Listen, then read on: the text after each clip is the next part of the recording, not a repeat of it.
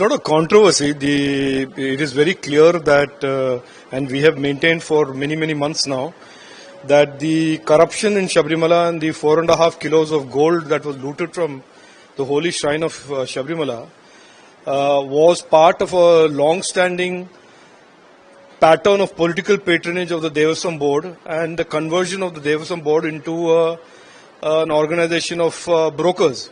And this started way back during the Congress government and has continued and flourished under the CPM. And so that is why we have consistently asked for 30 years of audit of the Devaswam board accounts.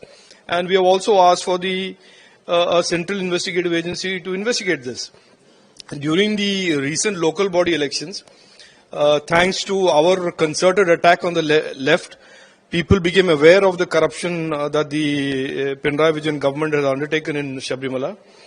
And the Congress and the UDF benefited from it, because they covered up one very basic fact, that the Congress party and Congress governments in the state of Kerala were also party to this type of corruption before the CPM.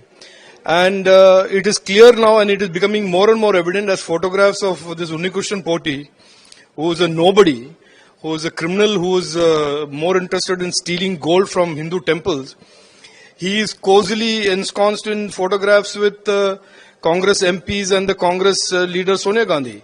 So it is very clear that this culture of corruption in Kerala, that is targeting Hindus, Hindu temples, has started way during the Congress period, has got the patronage of the highest Congress leaders, including Sonia Gandhi, and has flourished under the CPM with Pinarayi Vijayan being an India Alliance partner.